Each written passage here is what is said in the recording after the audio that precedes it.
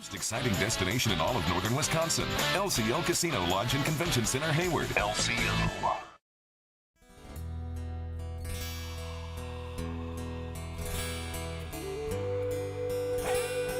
Hello, I'm Kimberlie. Welcome to the Native News Update. It's Friday, July 27th.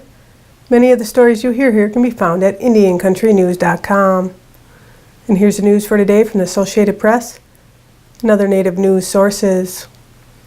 U.S. Senator Tom Udall joined Senators John Tester and Dan Sullivan to introduce bipartisan legislation to improve VA outreach, health care, and benefits for Native American veterans through establishment of the VA Advisory Committee on Tribal and Indian Affairs.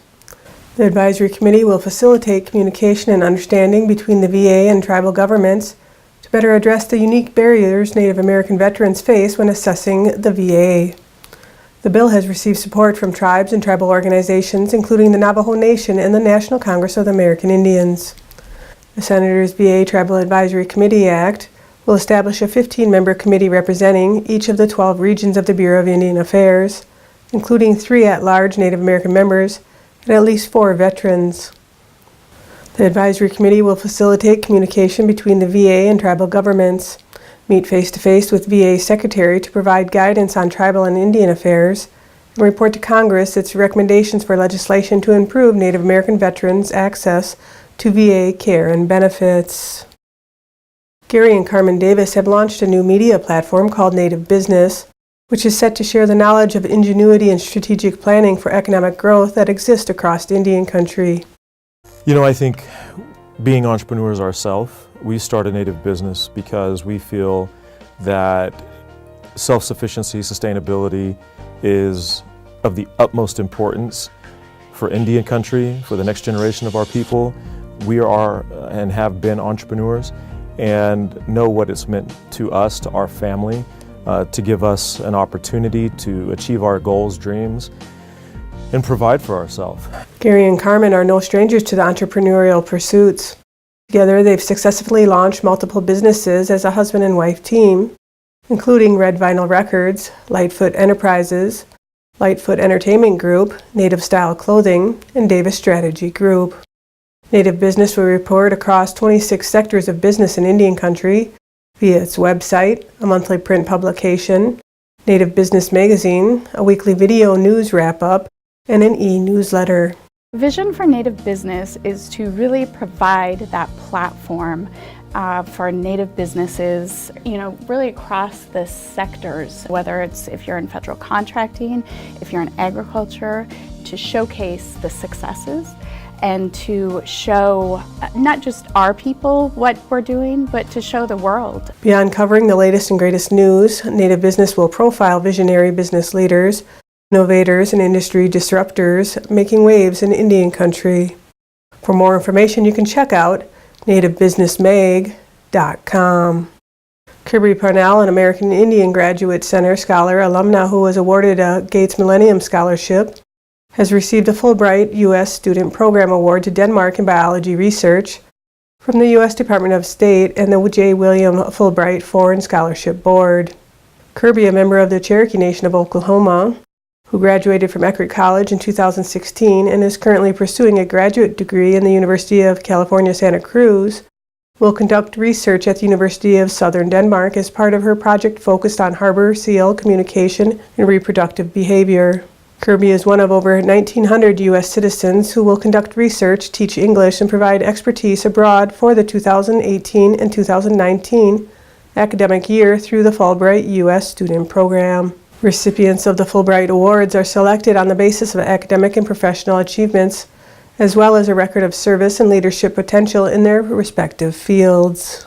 Family and friends of legendary Oneida Nation potter Rose Kurtstetter gathered at the Anna John Residence Center Care Community in Oneida, Wisconsin recently to honor Rose for her years in the military.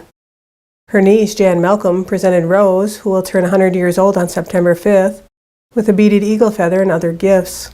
The gifts were given to her on behalf of a Native American veterans group to honor her for her years of service in the Women's Army Auxiliary Corps and later the Women's Army Corps during World War II. Rose served on active duty from September 1943 until January 1946 and was honorably discharged as a staff sergeant.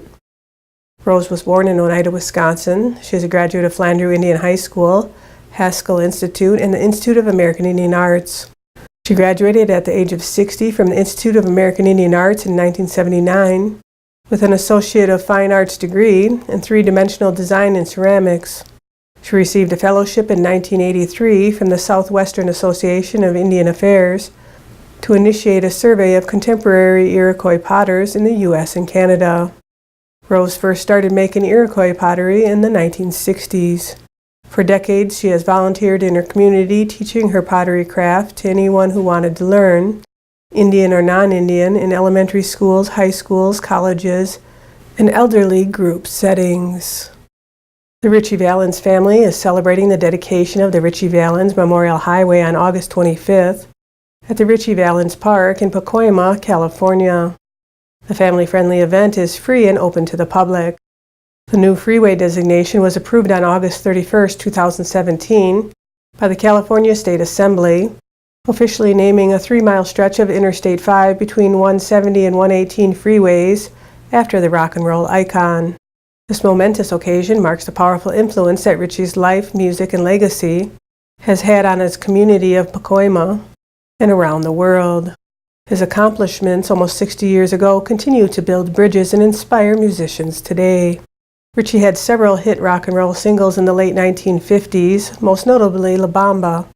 His recording career only lasted 8 months and was abruptly ended when he died in a plane crash. On February 3, 1959, on what has been known as the day the music died, Ritchie Valens died in a plane crash in Iowa, an accident that also claimed the lives of fellow musicians Buddy Holly and J.P. the Big Bopper Richardson, as well as their pilot Roger Peterson. Ritchie was posthumously inducted into the Rock and Roll Hall of Fame in 2001 and the Native American Music Awards Hall of Fame in 2009. And that's another roundup of news from Indian Country on this edition of the Native News Update. I'd like to thank you for joining me and have a grand day.